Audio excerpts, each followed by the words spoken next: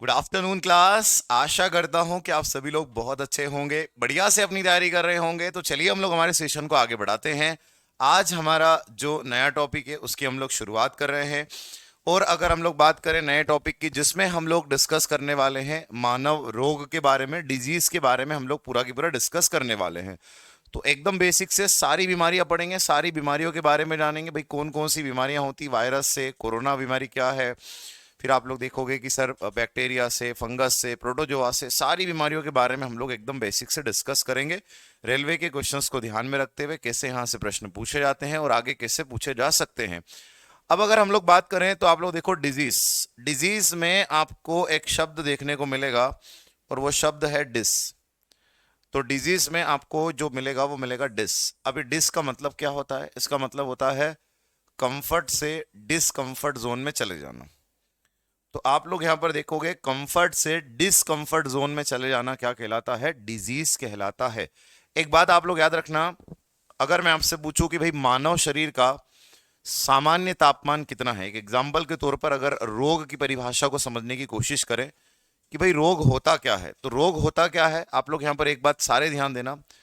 Dish का मतलब discomfort. मानव शरीर का सामान्य तापमान कितना है? तो अगर आप लोग डिग्री सेल्सियस में देखोगे तो 37 डिग्री सेल्सियस होता है।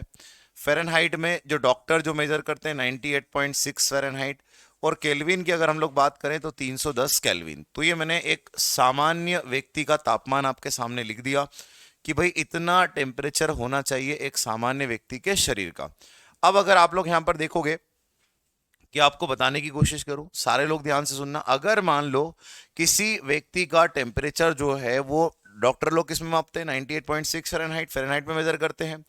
अगर ये टेम्परेचर मान लो 100, 102, 103 इतना फीवर आपको देखने को मिलता है, तो हम लोग कहेंगे कि भाई व्यक्ति जो है वो कंफर्ट से डिस्कंफर्ट जोन में चला गया है, उसको आप लोग देखो डिजीज हो चुकी है।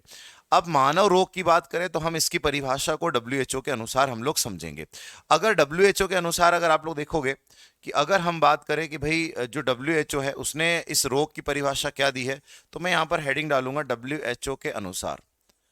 देखो भाई, डब्ल्यूएचओ के अनुसार क्वेश्चन ये रेलवे ने पूछा है यहां से।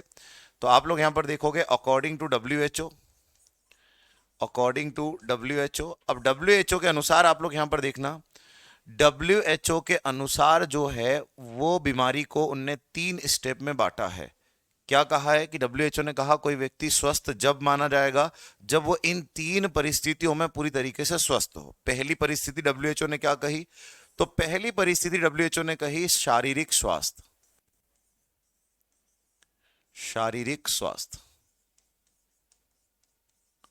पहली परिस्थिति डब्ल्यूएचओ ने कही, शारीरिक स्वास्थ्य व्यक्ति का ठीक होना चाहिए। फिजिकल हेल्थ जो है वो व्यक्ति की क्या होनी चाहिए? ठीक होनी चाहिए, फिजिकल हेल्थ। दूसरा आप लोग यहां पर देखो, फिजिकल हेल्थ के बाद में दूसरा अगर मैं आपको बताऊं तो डब्ल्यूएचओ ने कहा कि भाई शारीरिक के साथ साथ जो जो आप लोग देखो कि जो व्यक्ति है, जो मानव है, उसका मानसिक स्वास्थ्य भी ठीक होना चाहिए। मानसिक स्वास्थ्य, मानसिक स्वास्थ्य, इसको हम लोग कहेंगे मेंटल हेल्थ।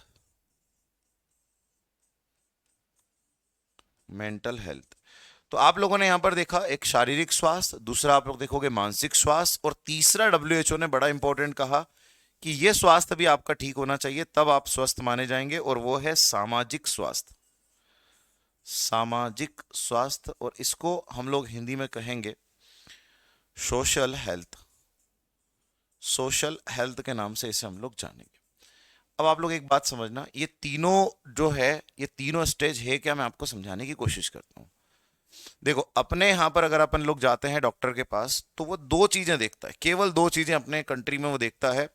एक तो आपका मानसिक स्वास्थ्य और दूसरा आपका देखता है शारीरिक स्वास्थ्य। जैसे आप डॉक्टर के पास गए, आपको कोई भी समस्या हुई, हार्ट संबंधित, लंग संबंधित, स्किन संबंधित, कोई भी समस्या आपको होती है, आप डॉक्टर के पास जाते हैं।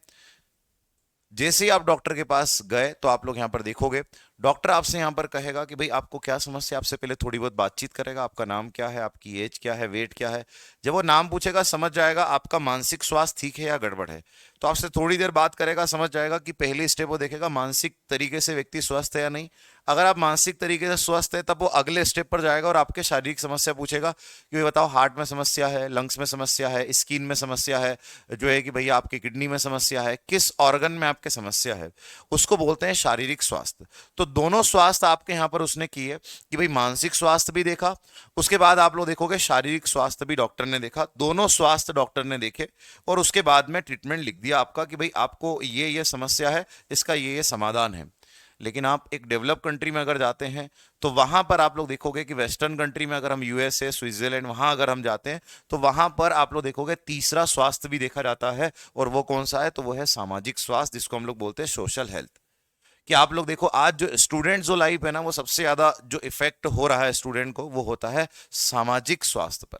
अगर आप देखो कहीं जो तैयारी करने वाले स्टूडेंट होते हैं, कई बार वो जब समाज में जाते हैं तो उनके पेरेंट्स से, उनसे सबसे एक ही प्रश्न पूछा जाता है। और प्रश्न ये पूछा जाता है कि भाई ये बताओ तुम्हारा बच्चा क्या कर रहा है, बच्चे का सिलेक्शन कब होगा, कब से तैयारी कर रहा है, कौन सी एग्जाम की तैयारी कर रहा है। ये कॉमन प्रश्न है जो तैयारी करने वाले स्टूडेंट को परेशान करते हैं।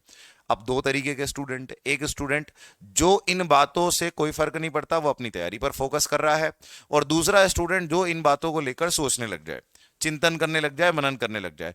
अगर वो स्टूडेंट जो चिंतन करने लग गया, मनन करने लग गया कि यार यार ये क्या बोल रहे हैं, क्या होगा, क्या नहीं होगा, क्या होगा, जो भी आप लोग सोचने लगते हैं, तो आपका सामाजिक स्वास्थ्य गड़बड़, तो आपका मानसिक स्वास्थ्य गड़बड़, मानसिक स्वास्थ्य गड़बड़, तो आपका शारीरिक स्वास्थ्य गड़बड़। तो डब्ल्यूएचओ ने 3 स्टेप बताए हैं जिसका सामाजिक स्वास्थ्य। अगर आप जब फॉरेन में डॉक्टर को दिखाने के लिए जाओगे तो आपसे पूछेगा कहाँ रहते हो, आपके फैमिली में कितने मेंबर हैं, किस समाज से आते हो, क्या करते हो, क्योंकि वो ये देखते हैं कि यार यहां तो इंपैक्ट नहीं हो रहा है। अगर सामाजिक स्वास्थ्य गड़बड़ है तो फिर मानसिक स्वास्थ्य, आप मानसिक रूप से स्वस्थ नहीं होंगे, और जब मानसिक रूप से आप स्वस्थ नहीं होंगे तो आप लोग देखोगे शारीरिक रूप से भी स्वस्थ नहीं होंगे। तीनों याद रखना, क्योंकि एग्जाम में आपसे पूछेगा डब्ल्यूएचओ के अकॉर्डिंग हेल्थ का कौन सा पार्ट नहीं है। तो आप जब लगा पाओगे जब आपको तीनों पता हो कि भाई शारीरिक, मानसिक और सामाजिक तीनों स्वास्थ्य जो है बड़े इंपॉर्टेंट है। ठीक है भाई, तो आप लोग याद रखना। अब हम यहां से आगे बढ़ते हैं। जैसे ही आगे बढ़ते हैं तो अब आप लोग देखो कि हम बीमारियां जो हैं, इन बीमारियों को 5 चरणों में बांटकर पढ़ेंगे। 5 चरण बड़े इंपॉर्टेंट है, इनको हम लोग 5 चरणों में बांटेंगे। अगर आप लोग देखोगे कि सर 5 चरण में इन बीमारियों में सबसे पहला चरण कौन सा होगा, तो सबसे पहला चरण मैं आपको बताऊं तो सबसे पहला है संक्रामक रोग। संक्रामक रोग, और संक्रामक रोग को हम लोग इंग्लिश में कहेंगे इन्फेक्शियस डिजीज। इन्फेक्शियस डिजीज, या हम केवल रोग तो लिख ही देते हैं, हम केवल यहां पर इतना सा लिख देते हैं संक्रामक, इन्फेक्शियस डिजीज है सर ये। दूसरा इसमें कैटेगरी हम लोग बांटेंगे जिसका नाम होगा असंक्रामक। असंक्रामक, असंक्रामक, इसको हम लोग कहेंगे नॉन इन्फेक्शियस। नॉन इन्फेक्शियस आप लोग देखोगे डिजीज। तो आपने यहां पर देखा इन्फेक्शियस, नॉन इन्फेक्शियस। तीसरा अगर आप लोग यहां पर देखोगे संक्रामक। असंक्रामक के बाद में अगर अगला स्टेप अगर मैं आपको बताऊं तो अगला स्टेप होगा जेनेटिक। ये सब मैं आपको एक ओवरव्यू दूंगा सभी का, पूरा की पूरा आप लोग यहां पर ध्यान देना। तो अगला जो होगा वो होगा सर हमारा जेनेटिक, हिंदी में से हम लोग कहेंगे अनुवांशिक। अनुवांशिक। अगला अगर आप लोग यहां पर देखोगे जेनेटिक के बाद में बहुत ज्यादा ट्रेंड में चल रही है बीमारी, जिसको हम लोग बोलेंगे पॉल्यूशन। प्रदूषण से होने वाली बीमारियां हम लोग पढ़ेंगे कि भाई प्रदूषण से कौन कौन सी बीमारियां हैं जो एकदम बड़ी, बहुत ज्यादा एग्जाम में पूछी जाने वाली है। और प्रदूषण के बाद में अगली जो बीमारी होगी उसे हम लोग बोलते हैं sex link disease. Sex link disease, Hindi में इसे कहेंगे लिंग संलग्न रोग।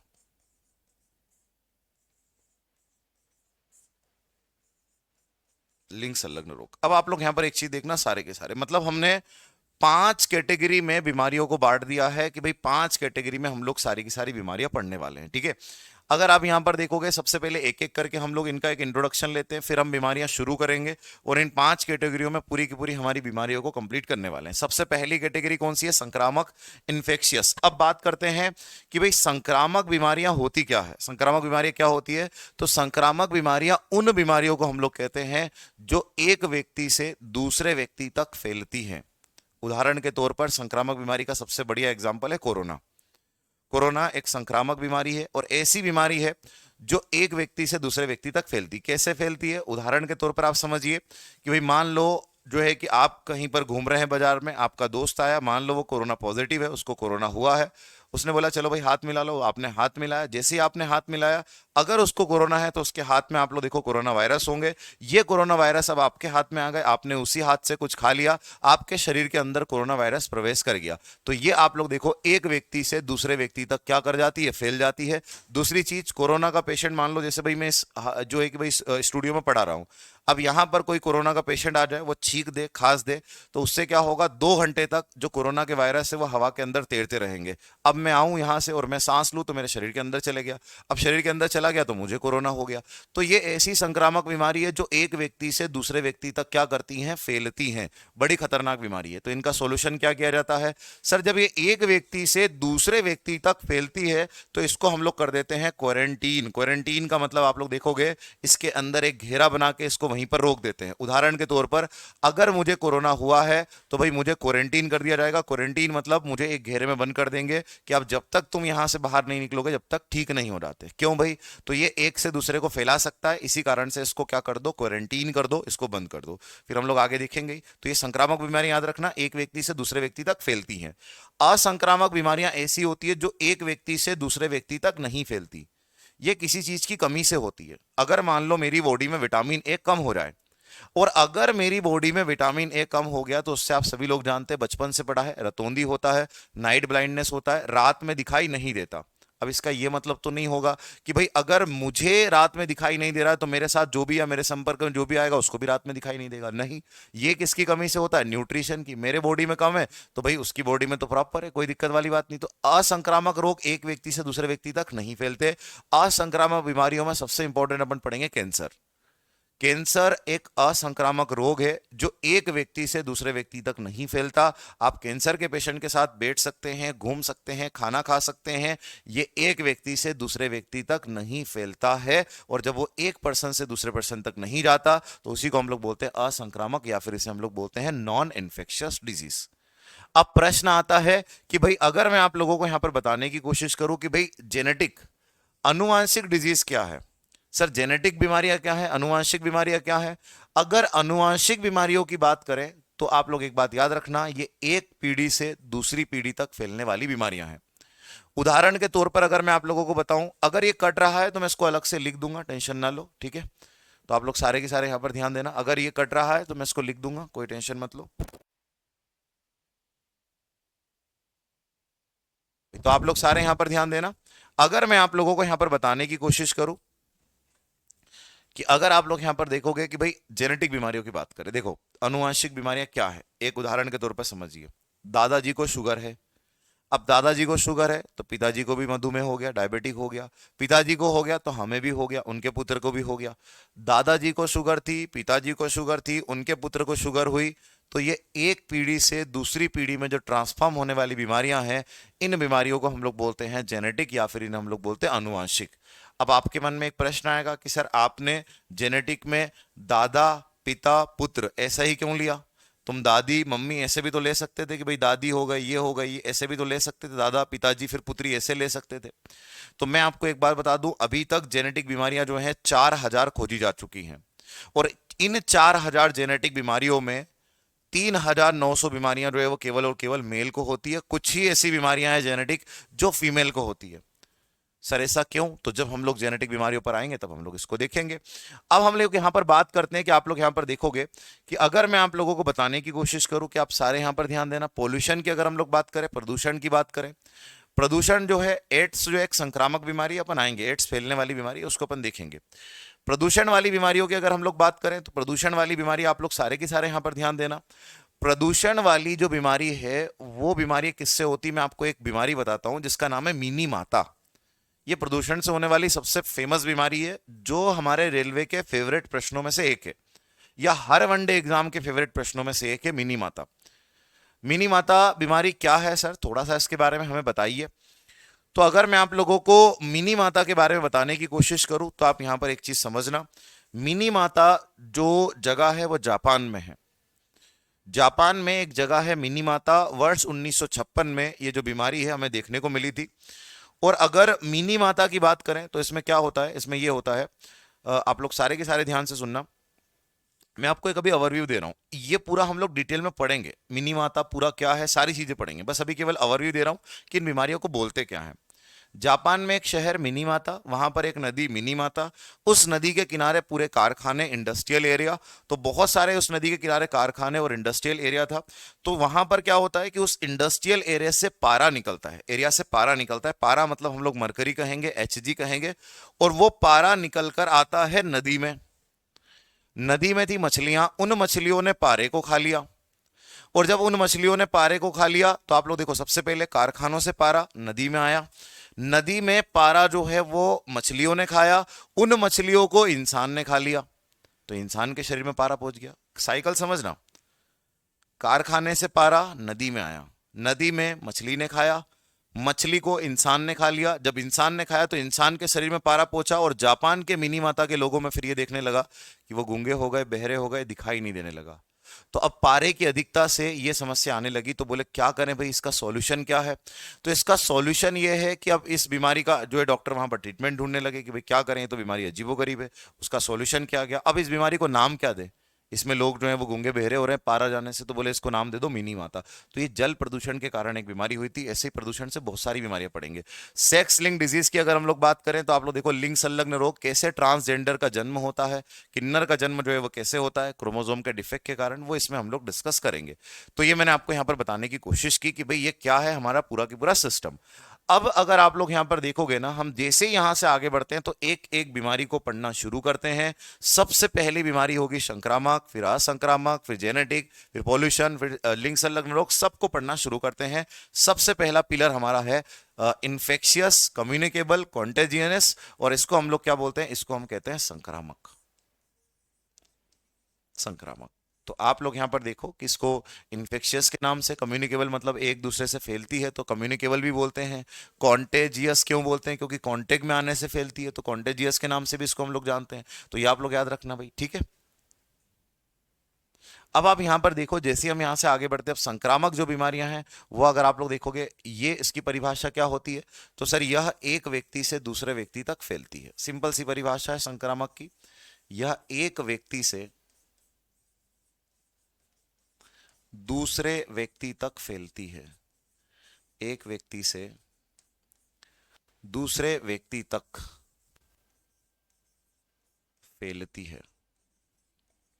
ये तो याद रखना, ये एक व्यक्ति से दूसरे व्यक्ति तक फैलती है।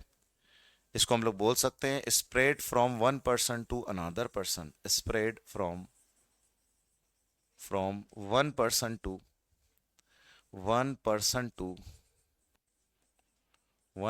To another person.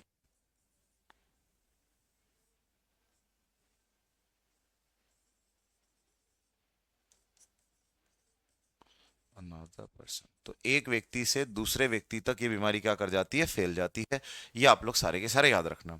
अब प्रश्न ये आता है कि जो संक्रामक बीमारियां हैं जो एक व्यक्ति से दूसरे व्यक्ति तक फैलती है, वो किसके कारण फैलती है, किसके कारण ये फैलती है। तो फैलने का कारण आप लोग याद रखना, ये जो फैलती है ना, ये फैलती है सूक्ष्म जीव के कारण, जिसको हम बोलते हैं micro organism. Micro organism, micro organism Hindi में से हम लोग बोलते हैं सूक्ष्म जीव। तो ये जो एक व्यक्ति से दूसरे व्यक्ति तक जो बीमारियां फैलती है, जिनको हम संक्रामक बोलते हैं, ये किसके कारण फैलती है, तो आप लोग याद रखना सूक्ष्म जीव के कारण, माइक्रो ऑर्गेनिज्म के कारण, और इसको पैथोजन भी बोलते हैं। पैथोजन्स के नाम से भी इसको हम लोग जानते हैं। अब हम यहां से आगे बढ़ते हैं और ये देखने की कोशिश करते हैं कि यार ये सूक्ष्म जीव है क्या, ये पैथोजन है क्या, ये आप लोग याद रखना, ठीक है। अब यहां पर हम लोग देखेंगे कि आखिरकार ये सूक्ष्मजीव है क्या, ये पैथोजन है क्या।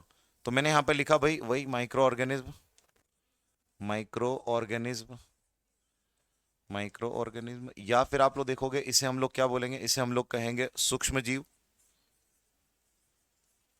सूक्ष्मजीव, या फिर इसे हम लोग क्या बोलेंगे, इसे हम लोग कहेंगे पैथोजन, पैथोजन्स। तो ये आप लोग यहां पर ध्यान देना, इसे हम लोग बोलते हैं सर सूक्ष्मजीव। अब सूक्ष्मजीव में कौन कौन आएगा जिसके कारण ये संक्रामक बीमारियां होती हैं। तो माइक्रो ऑर्गेनिज्म के अंदर सबसे पहला और सबसे खतरनाक आपको जो देखने को मिलेगा सूक्ष्मजीव, उसका नाम है वायरस। इसको हम लोग कहेंगे विषाणु, हिंदी में क्या कहेंगे, विषाणु। और आप सभी लोग जानते हैं कि वायरस ने ही परेशान किया था, आप लोग देखोगे, पूरी दुनिया को। और पूरी दुनिया को सबसे ज्यादा जो परेशान किया था वो किसने किया था, वायरस ने। तो वायरस हो गया। वायरस के बाद में अगर आप लोग अगला देखोगे तो अगला होगा बैक्टीरिया। बैक्टीरिया, और बैक्टीरिया को हम हिंदी में कहेंगे जीवाणु। तो सर जीवाणु हो गया। जीवाणु के बाद में आप लोग यहां पर देखोगे तो अगला यहां पर जो आपको देखने को मिलेगा उसे हम लोग कहेंगे प्रोटोजोआ, या फंगस बोल देता हूं मैं। प्रोटोजोआ भी होगा, फंगस भी होगा, तो फंगस कह दिया मैंने यहां पर। हिंदी में इसे हम लोग कहेंगे कवक। और चौथा जो माइक्रो ऑर्गेनिज्म सूक्ष्मजीव आपको मिलेगा उसका नाम होगा प्रोटोजोआ। प्रोटोजोआ, हिंदी में भी इसको क्या बोलते हैं, सेम ही बोलते हैं, प्रोटोजोआ ही कहते हैं। तो आप लोगों ने यहां पर एक चीज देखी कि सर जिनके कारण बीमारी एक व्यक्ति से दूसरे व्यक्ति तक फैलती है वो क्या कारण है, तो वो वायरस है, बैक्टीरिया है, फंगस है, प्रोटोजोआ है। इनके कारण जो बीमारी है वो एक व्यक्ति से दूसरे व्यक्ति तक क्या करता है, फैलता है। इस बात को आप लोग सारे के सारे याद रखना। इन चारों में सबसे घातक, सबसे खतरनाक कोई अगर कोई है तो वो कौन है, तो वो है वायरस। और जब सबसे घातक, सबसे खतरनाक वायरस है, तो क्यों ना हम हमारे टॉपिक की शुरुआत किससे करें, वायरस से करें। और वायरस को पढ़ना हम लोग शुरू करते हैं कि भाई वायरस क्या है, कैसे ये हमें नुकसान पहुंचाता है, क्या करता है, सारी चीजें हम लोग आपसे डिस्कस करेंगे, ठीक है भाई। तो अब आप लोग यहां पर देखो कि अब हम यहां पर आपसे वायरस के बारे में बात करना शुरू करते हैं। देखो भाई, वायरस, सबसे पहला प्रश्न वायरस से क्या पूछा जाएगा पता है आप लोगों को? बेसिक सा प्रश्न आएगा कि भाई जो वायरस है इसकी खोज किसने की, इसकी डिस्कवरी जो है वो किसने की, कौन ऐसा पर्सन है जिसने वायरस के बारे में हमें बताया। अगर आपसे पूछा जाए कि भाई वायरस के बारे में सबसे पहली बार हमें जो बताया है वो अगर आप लोग देखोगे तो वो किसने बताया, इवानोवस्की ने। Ivanovsky, Ivanovsky. और इवानोवस्की ने कब बताया, तो आप लोग ये भी याद रखना, 1892 में बताया।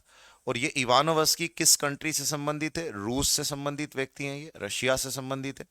तो रूस से संबंधित ये व्यक्ति हैं, आप लोग याद रखना है इसको।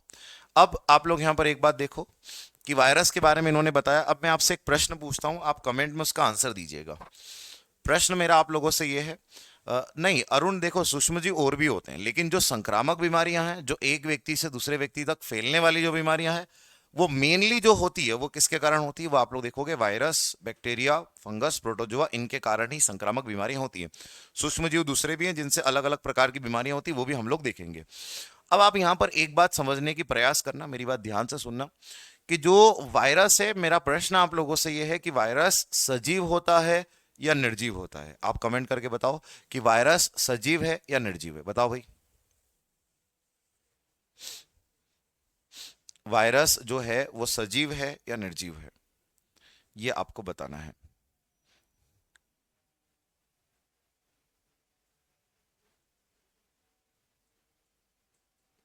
हार्ट अटैक अपन पढ़ चुके हैं, बिहार का लाडला पीछे अपन देख चुके हैं। दो तरीके हैं, सर्कुलेशन प्रॉब्लम और देखो आंसर आए आर्यन के, कि आर्यन कह रहे हैं सर बोथ, दोनों होगा, सजीव भी होगा और निर्जीव भी होगा। एमडी अफरोज ने भी कहा कि सर दोनों होगा। प्रदीप ने कहा दोनों होगा। विजय ने भी कहा दोनों। पलक, अच्छा आप लोग, कुछ लोग कह रहे हैं कि सजीव निर्जीव, कुछ लोग कह रहे हैं दोनों, ठीक है। सारे लोग जो है वो अलग अलग आंसर दे रहे हैं। कुछ जितने लोगों ने दोनों कहा है वो सारे लोग सही हैं। एक बात याद रखना, वायरस को ना तो हम सजीव में रखते हैं और ना ही हम निर्जीव में रखते हैं। वायरस सजीव और निर्जीव के बीच की क्या है भाई, कड़ी है। अब कड़ी मतलब ये मत समझना कड़ी चावल, ये मत समझना भाई। कड़ी मतलब लिंक है, मतलब कैसे लिंक है, बात समझने की कोशिश करना। अगर वायरस शरीर के बाहर है तो बाहर है तो वो है निर्जीव।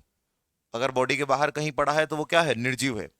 लेकिन अगर किसी तरीके से वो बॉडी के अंदर अगर हमारे पहुंच जाए तो आप लोग देखोगे कि वो क्या हो जाता है, जिंदा हो जाता है। मतलब वायरस को हमारा 37 डिग्री सेल्सियस का टेम्परेचर बॉडी का पसंद है, उसको हमारा ब्लड पसंद है, हमारी कोशिका पसंद है। तो बॉडी के बाहर वो क्या है, बॉडी के बाहर निर्जीव है। और बॉडी के अंदर जब आ गया तो वो क्या कहलाएगा, वो कहलाएगा आप लोग देखोगे सजीव। तो एक बात याद रखना, वायरस के लिए मैं यहाँ पे लिख देता हूं कि वायरस जो है वो अगर आप लोग देखोगे विषाणु, विषाणु सजीव और निर्जीव के बीच की कड़ी है। विषाणु के लिए मैं लिख देता हूं कि विषाणु सजीव और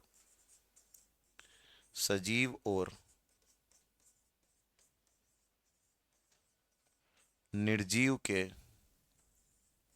सजीव और निर्जीव के बीच की कड़ी है, बीच की कड़ी है, कड़ी है, इसको हम लोग कहेंगे लिंक बिटवीन,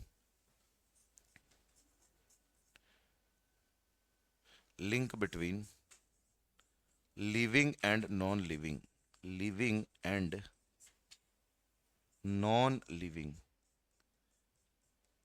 तो आप लोग याद रखना है सजीव और निर्जीव के बीच की क्या है भाई, कड़ी है, ठीक है।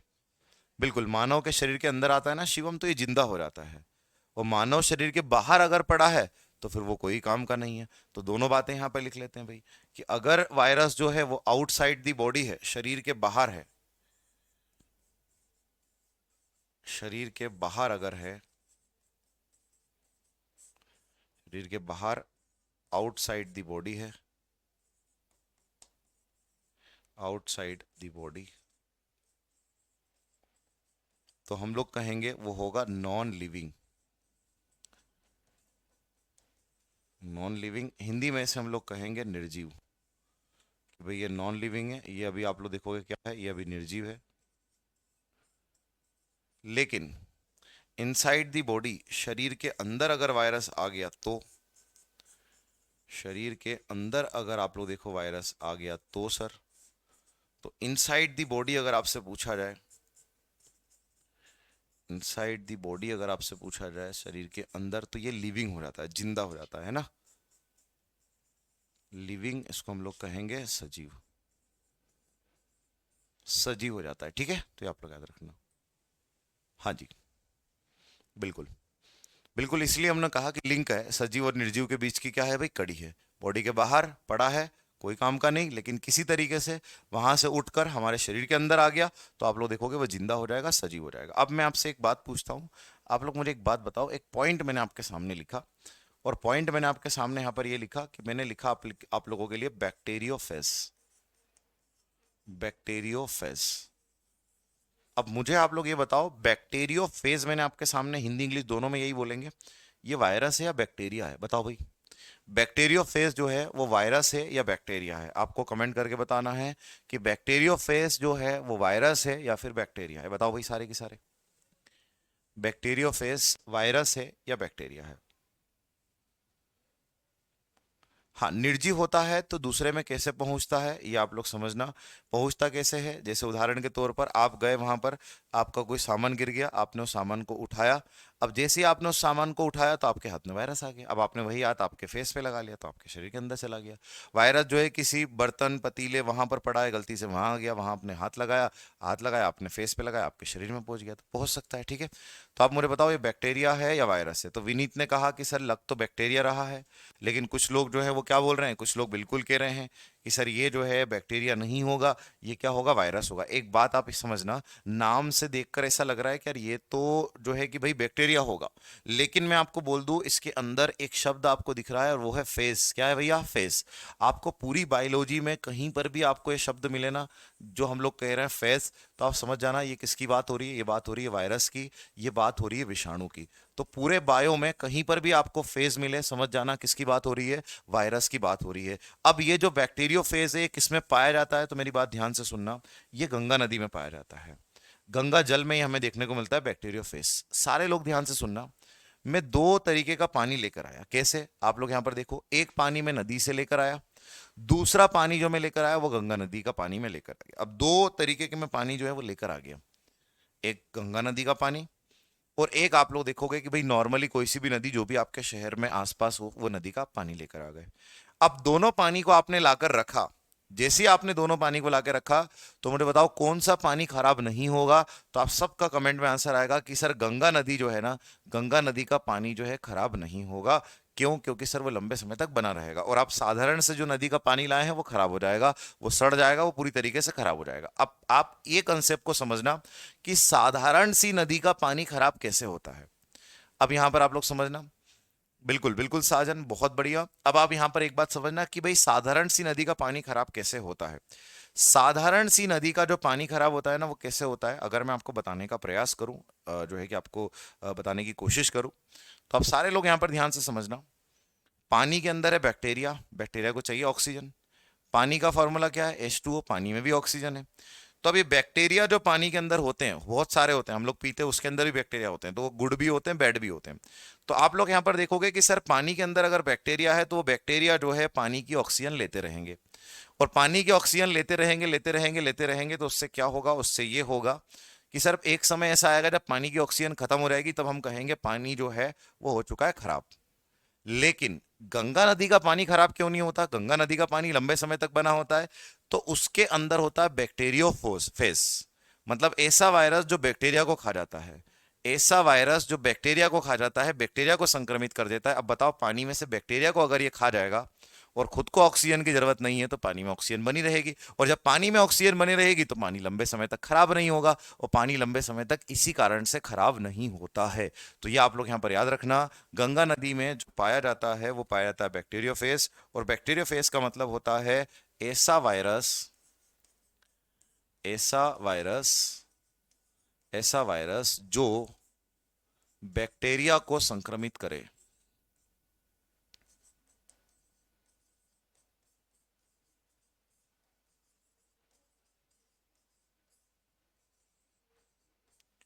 ऐसा वायरस जो बैक्टीरिया को संक्रमित करे उसे हम लोग बोलते हैं बैक्टीरियोफेज। क्या बोलते हैं भाई? बैक्टीरियोफेज। और ये बैक्टीरियोफेज जो है वो किस में पाया जाता है? तो आप सभी लोग यहाँ पर याद रखना है किस में पाया जाता है, गंगा जल में। तो गंगा जल में आप लोग देखोगे कि भाई गंगा जल में बैक्टीरियोफेज पाया जाता है, और इसी कारण से गंगा नदी का पानी जो है वो खराब नहीं होता है। कई बार ये एग्जाम में हमसे पूछा जाता है कि गंगा नदी का पानी लंबे समय तक बना रहता है, खराब नहीं होता है, उसके पीछे का कारण क्या है? उसके पीछे का कारण यही है कि गंगा जल में बैक्टीरियोफेज होता है जो पानी को सड़ने से क्या करता है, बचाता है। तो ये आप लोग याद रखना, साइंटिफिक रीजन मैंने आपको बता दिया। दूसरा आप लोग यहां पर देखो, अगर आपको एक शब्द मिले, और आपको शब्द मिले भाई, अगर आप लोग यहां पर देखोगे माइकोफेज, माइकोफेज, माइकोफेज, तो याद रखना फेस का मतलब क्या है? वायरस। माइको का मतलब होता है फंगस। मतलब ऐसा आप लोग देखोगे वायरस जो फंगस को संक्रमित करे। ये किसको संक्रमित करेगा? फंगस को। तो ऐसा वायरस जो फंगस को संक्रमित करे उसे हम लोग क्या कहेंगे? उसे हम लोग कहेंगे माइकोफेज। तीसरा आप लोग यहां पर देखो, तीसरा आपको यहां पर मिलेगा फाइटोफेज। फाइटोफेज, ऐसा वायरस जो आप लोग देखोगे किसको संक्रमित करे? प्लांट को, पौधों को बीमारियां करे, उन्हें हम लोग क्या बोलेंगे? उन्हें हम लोग बोलेंगे फाइटोफेज। फाइटोफेज के बाद में अगला आप लोग यहां पर एक और याद रखना, और वो क्या होगा? एक बैक्टीरियोफेज हो गया, माइकोफेज हो गया, फाइटोफेज हो गया, होमोफेज। क्या हो गया भैया? होमोफेज। होमोफेज का मतलब क्या होगा सर? तो होमोफेज का मतलब ऐसा आप लोग देखोगे वायरस जो मानव को संक्रमित करे। किसको संक्रमित करे? मानव को, ह्यूमन को संक्रमित करे। तो याद रखना, ऐसा वायरस जो मानव को संक्रमित करेगा उसे हम लोग बोलेंगे होमोफेज। तो ये मैंने आप लोगों को यहाँ पर चारों जो है वायरस के नाम बताए, चारों वायरस के काम बताए। बैक्टीरियोफेज, ऐसा वायरस जो बैक्टीरिया को संक्रमित करता है। माइकोफेज, ऐसा वायरस जो फंगस को संक्रमित करता है। फाइटोफेज जो प्लांट को संक्रमित करता है, और आप लोग देखोगे होमोफेज जो मानव को संक्रमित करता है। ठीक है, तो ये मैंने आप लोगों को यहाँ पर बताने की कोशिश की। हम्म, चलिए आगे बढ़ते हैं। बिल्कुल, ये गंगा नदी में ही हमें देखने को मिलता है। ये जो वायरस है ये हमें कहाँ पर देखने को मिलता है? गंगा नदी में देखने को मिलता है। यहाँ से हम लोग आगे बढ़ते हैं, हमारे सेशन को आगे बढ़ाते हैं, और आगे बढ़ाकर वायरस से होने वाली सबसे पहली बीमारी हम लोग डिस्कस करेंगे। और सबसे पहली जो बीमारी है उसका नाम क्या है? उसका नाम है डेंगू। बड़ी खतरनाक बीमारी। सर डेंगू वायरस से होता है? तो एक बात आप लोग याद रखना, डेंगू जो है वो किससे होता है? वायरस से होता है। तो अगर आपसे पूछा जाए कि डेंगू जो है वो, अगर आपसे पूछा जाए कि भाई डेंगू जो है वो किससे होता है, तो डेंगू वायरस से होता है। तो वायरस से होने वाली बीमारी है डेंगू। सर हमने तो मच्छर का सुना था, लेकिन मैं आपको बोल रहा हूँ डेंगू किससे होता है? वायरस। अब एक बात समझना सारे के सारे, सबसे पहले डेंगू जो है उसके वायरस का नाम अगर हमसे पूछा जाए, वायरस, विषाणु का नाम अगर आपसे पूछा जाए, भाई डेंगू के वायरस का नाम क्या होगा? तो डेंगू के वायरस का नाम आप लोग याद रखना, डेंगू के वायरस का नाम होगा फ्लेवी वायरस। फ्लेवी वायरस क्या होगा भाई? फ्लेवी वायरस होगा। इसको हिंदी में भी हम लोग क्या बोलेंगे? हिंदी में भी हम लोग याद रखना, इसको फ्लेवी वायरस कहेंगे, फ्लेवी विषाणु कहेंगे। तो फ्लेवी विषाणु हम लोग इससे कहेंगे। ठीक है, अब एक बात आप समझना, एक बीमारी मैं आपको बताता हूं। आप सभी लोगों ने सुना होगा कि एक बीमारी जो है वो बड़ी कॉमन बीमारी है, और वो बीमारी कौन सी है? मलेरिया। मलेरिया के बारे में आप सभी लोगों ने यहां पर सुना होगा।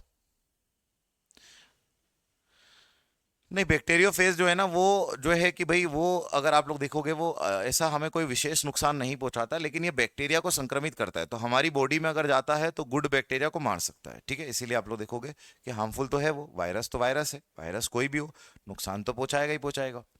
अब आप लोग देखो जो मलेरिया है वो कैसे होता है, मलेरिया होता है सर प्रोटोजोआ से। प्रोटोजोआ का नाम क्या है, प्लाज्मोडियम, कई बार वाइवेक्स, फेल्सीपेरम, ऐसे प्रोटो।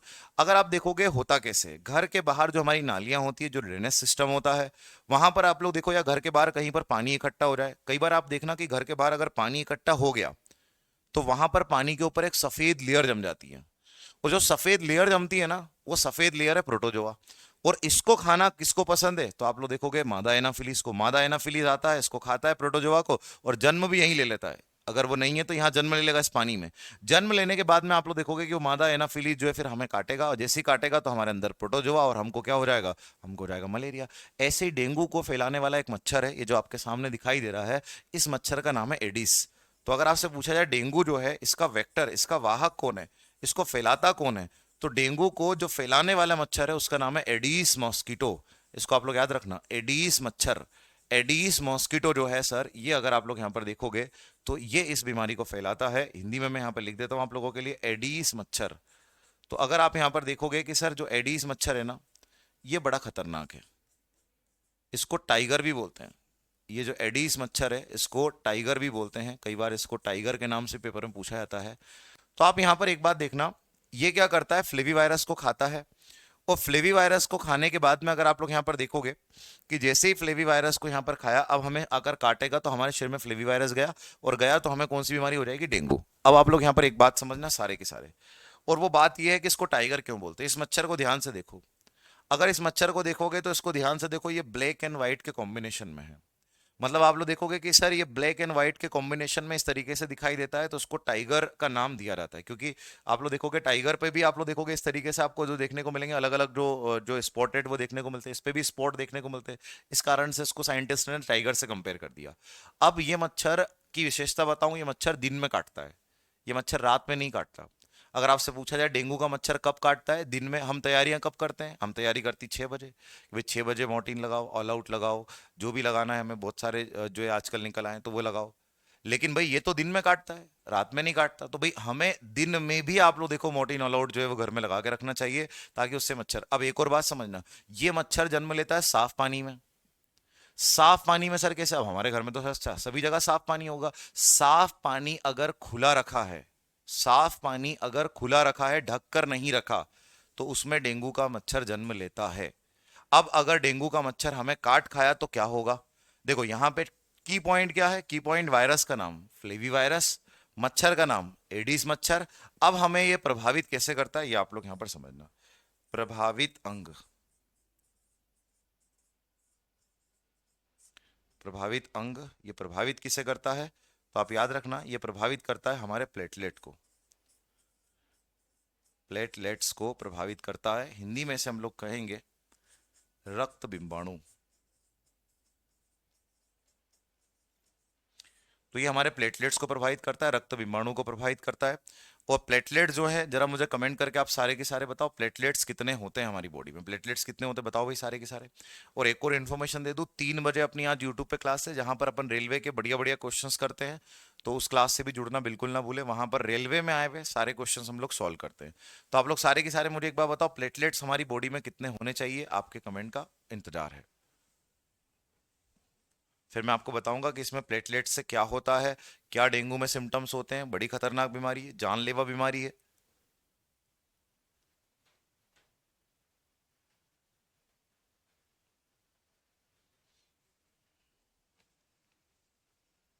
प्लेटलेट्स हम पढ़ चुके, बहुत बढ़िया। यहाँ पर जो है कि भैया जो है कि जो है आर्यन ने कहा 1.5 से 4 लाख। देखो 1.5 से 4.5 लाख एग्जैक्ट एनसीईआरटी के अकॉर्डिंग अगर अपन लोग चल लेना, तो प्लेटलेट का नंबर आप लोग याद रखना, प्लेटलेट का नंबर होता है 1.5 से 4.5 लाख। बहुत बढ़िया तरीके से आप लोगों ने सबने आंसर किए हैं, क्योंकि हम लोग पढ़ चुके हैं। प्लेटलेट जो है उनका जो काम है वो आप लोग देखोगे कि उनका जो नंबर है, आकाश, विजय, सत्येंद्र, बहुत बढ़िया तरीके से आप लोगों ने आंसर दिए हैं। राहुल, प्रकाश, नितिन, हमजा, अली, वीरेंद्र, विकास, बहुत बढ़िया तरीके से आप लोगों ने आंसर दिए हैं कि सर यहां पर आप लोग देखोगे प्लेटलेट जो होते हैं वो 1.5 से होते हैं 4.5 लाख। 1.5 से 4.5 लाख। और याद रखना छोटे से सैंपल में, इतना सा सैंपल हम लोग लेते हैं 0.001 ml का ब्लड का सैंपल। मतलब हमारे ब्लड का एक छोटा सा सैंपल ले, हमारे ब्लड का 0.001 ml का, उसमें प्लेटलेट दिखेंगे तो 1.5 से 4.5 लाख होंगे। तो पूरी बॉडी में प्लेटलेट कितने होंगे? लाखों, करोड़ों, करोड़ों अरबों में आपको देखने को मिलेंगे। तो करोड़ों अरबों आपको देखने को मिलेंगे।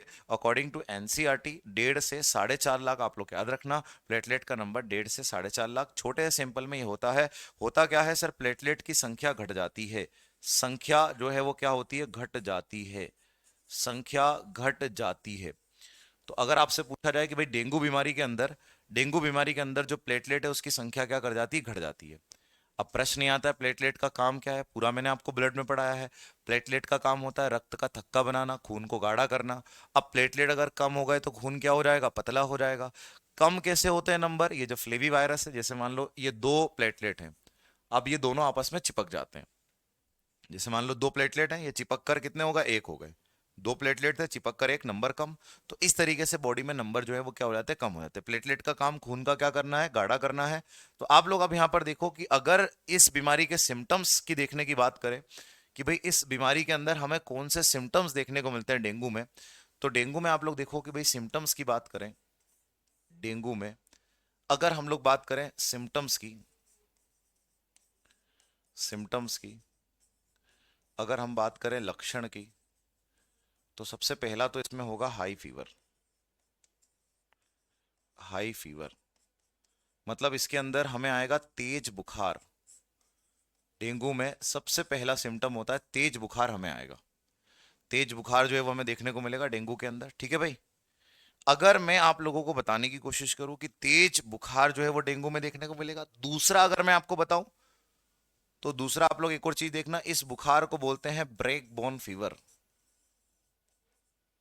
Break bone fever. Break bone fever के नाम से इसे हम लोग जानते हैं। हिंदी में से बोलते हैं हड्डी तोड़ बुखार। हड्डी तोड़ बुखार। कई बार पेपर में पूछा जाता है कि ब्रेक बोन फीवर या हड्डी तोड़ बुखार जो है वो किसे कहा जाता है? तो आप लोग याद रखना, हड्डी तोड़ बुखार जो है वो डेंगू को कहा जाता है। डेंगू जो है इसको देखने को मिलेगा। दूसरा आप लोग देखो डेंगू का अगला जो सिम्टम्स है वो क्या है? तो आप लोग देखोगे सिर दर्द, बहुत तेज आपका सिर दर्द करने लगेगा। वहीं पर अगर आप लोग देखोगे कि सर डेंगू की अगर हम लोग बात करें, हाई फीवर हो गया, सिर दर्द हो गया। अगर मैं आपको एक और चीज बताऊं यहां पर कि डेंगू का एक और इसमें लक्षण क्या है, वो है ब्लीडिंग। अगर बहुत ज्यादा प्लेटलेट कम हो गए तो ब्लीडिंग होगी। हिंदी में हम लोग कहेंगे रक्त का स्त्राव। रक्त का स्त्राव इसके अंदर देखने को मिलेगा। आप समझना इसमें ब्लीडिंग कैसे होती है, रक्त का स्त्राव कैसे होता है। सबसे पहली बात अगर मैं आप लोगों को बोलूं तो आप लोग यहाँ पर एक चीज समझना, मसल्स जॉइंट पेन भी होगा, अकड़न होगी, सारी चीजें होगी। अगर मैं आपको बोलूं कि इसमें ब्लीडिंग कैसे होगी, तो मेरी बात ध्यान से सुनना। प्लेटलेट का काम जो है वो खून को पतला करना या गाढ़ा करना। तो आप लोगों ने कहा कि सर प्लेटलेट का काम जो है वो खून को गाढ़ा करना। अब अगर मान लो हमारी बॉडी में प्लेटलेट्स हो जाते हैं कम, तो खून गाढ़ा होगा या पतला होगा? तो आप लोग कहोगे कि सर खून हमारा पतला होगा। और जब खून पतला होगा तो वो जगह देखेगा कि कहीं से बॉडी से कहाँ आ जाऊं, बाहर आ जाऊं। और बाहर आने के लिए आप लोग देखोगे कि सर वो जगह कौन सी सबसे बेस्ट लगेगी उसको? तो सबसे बेस्ट जगह लगेगी उसको हमारी नाक में। जो आप लोग देखो कि धमनी और शिरा होती है, तो हमारी नाक में छोटी छोटी जो धमनी और शिरा होती है, यहाँ पर ये जो है सबसे कमजोर होती है, टूट जाती हैं। और ये आसानी से जब टूट जाती है, जब खून हमारा गर्मी के समय भी पतला होता है, गर्मी के समय कई बार नाक से खून बाहर आता है, तो गर्मी के समय टेम्परेचर के कारण खून जो है हमारा पतला होता है, जिसके कारण आप लोग देखोगे कि भाई नाक से जो खून है वो कहाँ आने लगता है? बाहर आने लगता है। ऐसे ही डेंगू में जब प्लेटलेट्स कम हो जाते हैं तो खून जो है वो आप लोग देखो गाढ़ा ना होकर पतला होता है। और जब पतला होता है तो जगह देखता है, और जगह सर कौन सी? तो उसको हमारे जो है नाक की धमनी और शिरा मिलेगी, जहां से ये बाहर आने की कोशिश करेगा। तो ये आप लोग याद रखना किसके बारे में? भाई डेंगू के बारे में। अब मैं आपको एक और बात बता दूं, भाई डेंगू जो है उसकी उसके लिए नेचुरल जो है ट्रीटमेंट क्या लेते हैं कि भाई नेचुरल क्या ऐसा खाएं जिससे हमारे प्लेटलेट वापस से बढ़ जाएं। क्योंकि डेंगू में आप लोग देखोगे किसकी कमी हो रही है हमारी बॉडी में? प्लेटलेट्स की कमी हो रही है। तो डेंगू में आप ऐसी चीज क्या खाएं जिससे सर हमारी बॉडी के अंदर आप लोग देखोगे कि वापस से प्लेटलेट्स बढ़ जाएं? तो जैसे कीवी के बारे में आप लोगों ने सुना होगा, कीवी से प्लेटलेट बढ़ जाते हैं। ड्रैगन फ्रूट के बारे में आपने सुना होगा, ड्रैगन फ्रूट से आप लोग देखोगे कि भाई प्लेटलेट बढ़ जाते हैं। वहीं पर अगर मैं आप लोगों को बताने की कोशिश करूं, बकरी का दूध ये भी बड़ा फायदेमंद होता है प्लेटलेट्स को बढ़ाने के लिए। जब डेंगू की बीमारी जब तेजी से फैलती है ना, एक सीजन भी रहता है मच्छरों का इनका, तो उस समय जब बीमारी तेजी से फैलती है तो यूपी, दिल्ली, इन रीजन में अगर आप लोग देखोगे ना, तो बकरी का दूध काफी कॉस्टली बिकता है। 1,000-2,000 रुपए लीटर तक ये बिकता है। क्यों? क्योंकि ये प्लेटलेट्स को तुरंत क्या करता है, बढ़ा देता है। ठीक है भाई, तो ये आप लोग यहाँ पर याद रखना। हाँ जी, ये मैंने आपको बताने की कोशिश करी।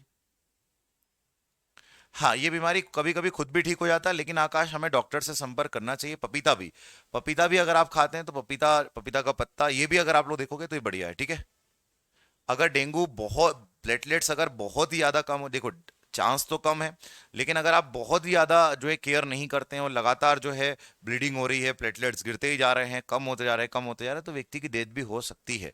ठीक है, तो ये आप लोग याद रखना। तो ये मैंने आपको बताने की कोशिश की कि भाई ये जो है हमारा जो है कि कौन सी बीमारी थी सर, ये डेंगू के बारे में हमने यहाँ पर देखा। तो अब आप लोग देखो, थोड़ा सा मैं आप लोगों को यहाँ पर समराइज कराता हूँ कि भाई मैंने आप लोगों को आज क्या क्या जो है डिस्कस किया। उसके बाद अगली बीमारी पर चलते हैं, और अगली बीमारी का नाम क्या है, पोलियो। तो थोड़ा सा पोलियो का डिस्कशन करते हैं, लेकिन जब अगली क्लास में अपन आएंगे तब पोलियो को पूरा यहाँ पर डिटेल में पढ़ेंगे। तो थोड़ा सा पोलियो के बारे में यहाँ पर हम लोग जानने की कोशिश करते हैं कि भाई पोलियो क्या होता है। हाँ बिल्कुल, ये सारे के सारे हैं बिल्कुल। हाँ, गिलोय भी प्लेटलेट बहुत सारे बढ़ा देते हैं, लेकिन कुछ मैंने आपको बता दिए जिनसे जो है प्लेटलेट बढ़ जाते हैं। तो कुछ मैंने आपको बता दिए जिनसे जो है ना प्लेटलेट बढ़ जाते हैं। इसीलिए आता है मनीषा जी समर में नाक से ब्लड, क्योंकि अभी थोड़ी देर पहले मैंने बताया कि नारियल पानी भी, बिल्कुल नारियल पानी भी जो है प्लेटलेट्स बढ़ाता है। वो भी एंटी जो है कि भैया एंटीऑक्सीडेंट की तरह कार्य करता है, वो भी बढ़ाता है। तो ये सारी चीजें आप लोग याद रखना। ठीक है, एक बार जब हमारे जैसे अगर किसी को डेंगू हुआ, हॉस्पिटल में उसको हमने एडमिट कराया, और अगर आप लोग देखो कि प्लेटलेट्स पहले तो लगातार डेंगू में गिरते हैं, याद रखना, जैसे 1.5 से 4.5 लाख। तो मान लो पहले दिन तुमने जांच कराई तो 1.5 लाख मिले, बोले यार बाउंड्री पर है। फिर अगले दिन जांच कराई तो 1,40 हुए, फिर 1,30 हुए, फिर 1 लाख हुए, फिर आप लोग देखोगे कि भाई 90,000 हुए, 80,000 हुए, 70,000 हुए। तो इसका एक सीक्वेंस होता है। कभी भी डेंगू का पेशेंट अगर आप हॉस्पिटल में एडमिट है तो घबराना नहीं। एक सीक्वेंस में आप लोग देखो, इसके पहले कम होते हैं प्लेटलेट्स, और फिर उसके बाद में धीरे धीरे जब इंक्रीज होने लगते हैं, तो एक बार जब प्लेटलेट हमारे बढ़े कि भाई मान लो हम 40,000 तक चले गए, और फिर यहां से बढ़कर 60,000 हुए, तो अब जो है ना डॉक्टर फिर वो जो है हमें डिस्चार्ज भी कर देता है कि भाई आप यहां से चले जाइए घर, आपकी छुट्टी भी कर देता है। क्योंकि एक बार बढ़े ना, फिर वो वापस प्लेटलेट हमारे ग्रो कर जाते हैं, और 1.5 से 4.5 लाख के बीच में हमारे फिर प्लेटलेट बनकर आ जाते हैं। ठीक है भाई, तो ये आप लोग याद रखना। डेंगू की जांच के लिए यही है सिम्टम्स। डेंगू की जांच के लिए आप लोग देखोगे कि एक तो वायरल टेस्ट ब्लड में होता ही होता है, लेकिन हमें प्लेटलेट से पता लग जाता है कि जब हम ब्लड की नॉर्मल जांच कराते हैं कि भाई हमारे ब्लड में हीमोग्लोबिन कितना, आरबीसी कितना, डब्ल्यूबीसी कितना, प्लेटलेट कितना, इन सब चीजों को जब हम लोग देखते हैं तो आप लोग यहाँ पर देखोगे कि इसमें जब प्लेटलेट्स का नंबर कम आता है तो हम समझ जाते हैं कि भाई ये जो सिम्टम्स है किस ओर लेकर जा रहा है, डेंगू की ओर लेकर जा रहा है। ठीक है, तो ये मैंने आप लोगों को बताने की कोशिश की। अब एक और बात ध्यान देना, आप लोग सारे के सारे 3 बजे जरूर जुड़ना। रेलवे के बढ़िया बढ़िया प्रश्न आप लोगों के लिए मैं लेकर आया हूँ, जिसको हम लोग वहां पर 3 बजे सोल्व करेंगे यूट्यूब क्लास में। ठीक है, तो याद रखना। अब पूरी क्लास में आपको समराइज करा देता हूँ कि क्या हमने पढ़ा है, और पोलियो जो है उसको अगली क्लास में हम लोग डिस्कस करेंगे। और मंडे टेस्ट के लिए तैयार रहना। मंडे आप लोगों का टेस्ट है, और टेस्ट किसका है, ब्लड एंड सर्कुलेटरी सिस्टम में रेलवे के आए हुए सारे के सारे प्रश्न है। उस टेस्ट के लिए आप लोग तैयार रहना, पूरा व्यवस्थित आप लोग करके आना। ठीक है भाई, अब आप लोग यहाँ पर देखो, अगर हम बात करें, अगर हम यहां पर बात करें तो सबसे पहले हमने देखा डिजीज, बीमारियों के बारे में पढ़ना शुरू किया। और बीमारियों के बारे में अगर आप लोग यहां पर देखोगे कि सर बीमारियों में हमने देखा कि डब्ल्यूएचओ के अनुसार कोई व्यक्ति फिट या स्वस्थ कब है, तो कोई व्यक्ति फिट जब होगा जब वो शारीरिक रूप से स्वस्थ हो, जब वो आप लोग देखोगे मानसिक रूप से स्वस्थ हो, सामाजिक रूप से, सामाजिक, मानसिक और आप लोग देखो शारीरिक, इन तीनों कंडीशन में व्यक्ति अगर स्वस्थ है तो डब्ल्यूएचओ कहता है कि भाई व्यक्ति को हम स्वस्थ मानेंगे। बीमारियां जो है वो कितने प्रकार में हमने बांटी, तो आप लोग देखो 5 प्रकार में हमने बीमारियों को बांट कर पढ़ना जो है वो शुरू किया। और 5 प्रकार अगर आप लोग यहां पर देखोगे कि सर संक्रामक, असंक्रामक, जेनेटिक, प्रदूषण, और उसके बाद में लिंग संलग्न रोग हम लोगों ने यहां पर देखा। सबसे पहले हम लोगों ने यहां पर जो शुरुआत की वो आप लोग देखोगे किससे शुरुआत की, तो हमने यहां पर जो शुरुआत की वो आप लोग देखोगे कि सर संक्रामक से, जिसमें मैंने आपको बोला कि संक्रामक बीमारियां ऐसी बीमारियां होती जो एक व्यक्ति से दूसरे व्यक्ति तक फैलती है। फैलने का कारण मैंने आपको बताया, छोटे छोटे जीव होते हैं जिनको माइक्रो ऑर्गेनिज्म, सूक्ष्म जीव या पैथोजन के नाम से हम लोग जानते हैं। अब आप लोग यहां पर देखो, जैसे यहां से आगे बढ़ते हैं तो आप लोग देखोगे कि सर माइक्रो ऑर्गेनिज्म या सूक्ष्म जीव की अगर हम लोग बात करें तो वो अगर आप लोग यहां पर देखोगे कि सर अंदर वायरस हो गया, बैक्टीरिया हो गया, फंगस हो गया, प्रोटोजोआ हो गया, ये सूक्ष्म जीव ऐसे हैं जिनके कारण संक्रामक बीमारियां जो है वो क्या करती है, फैलती है। ये आप लोग यहाँ पर याद रखना। दूसरी चीज, अगर मैं आपको बोलूं कि वायरस की खोज किसने की है, इवानोवस्की वो पर्सन है जिन्होंने वायरस की खोज 1892 में की, रूस से संबंधित है। सजीव और निर्जीव के बीच की कड़ी होती है वायरस। अगर आप लोग यहां पर देखोगे, जैसे ही हम आगे बढ़ते हैं, शरीर के बाहर ये नॉन लिविंग होता है, शरीर के अंदर आकर ये जिंदा हो जाता है, सजीव हो जाता है। ये हम लोगों ने यहां पर देखा, ठीक है भाई। जब हम यहां से आगे बढ़ते हैं तो आप लोग यहां पर देखोगे कि यहां पर हमने देखा वायरस। वायरस की अगर हम लोग बात करें तो बैक्टीरियोफेज की अगर हम लोग बात करें तो ये ऐसा वायरस है जो बैक्टीरिया को संक्रमित करता है। गंगा जल जो इसी के कारण जो है खराब नहीं होता। माइकोफेज फंगस को संक्रमित करता है। वहीं आप लोग देखोगे कि भाई जो फाइटोफेज है प्लांट को, होमोफेज जो है मानव को संक्रमित करता है, ठीक है। डब्ल्यूबीसी बढ़ जाते हैं तो क्या होता है पूजा जी, हम पढ़ चुके हैं। डब्ल्यूबीसी बढ़ने से दो समस्या आती है। अगर थोड़े बहुत डब्ल्यूबीसी बढ़े हैं तो आप लोग देखोगे ब्लड इन्फेक्शन है, जो हम पढ़ चुके हैं, पीछे हम बिल्कुल पढ़ चुके हैं। पुराना चैप्टर आपने नहीं देखा होगा तो पुराना चैप्टर अगर आप देखोगे तो आपको वहां पर क्लियर हो जाएगा कि डब्ल्यूबीसी थोड़े से बढ़ते हैं तो ब्लड इन्फेक्शन, और डब्ल्यूबीसी बहुत ज्यादा बढ़ जाते हैं तो आप लोग देखोगे ब्लड कैंसर होता है, जिसको हम ल्यूकेमिया बोलते हैं। आप लोग इस बात को याद रखना। अगर आप यहां पर देखोगे कि जैसे हमने यहां पर आपको बताने की कोशिश की कि भाई सारे के सारे वायरस हैं, लगते ऐसे हैं कि नहीं। डेंगू बीमारी पड़ी, डेंगू में मैंने आपको बोला कि भाई इसका जो है फ्लेवी वायरस है, एडिस मॉस्किटो है, प्लेटलेट को प्रभावित करता है, नंबर कम करता है, सिम्टम्स हाई फीवर, हड्डी तोड़ बुखार भी बोलते हैं, सिर दर्द होता है, ब्लीडिंग होता है। तो जब अगली क्लास में मिलेंगे तब हम लोग पोलियो के बारे में पढ़ेंगे और इसको आगे लेकर चलेंगे। तो आज का सेशन यहीं तक, मिलते हैं 3 बजे। 3 बजे आप लोग जरूर मिलना यूट्यूब पर, जहां पर अपन बढ़िया बढ़िया क्वेश्चन सॉल्व करेंगे। Thank you so much. जय हिंद।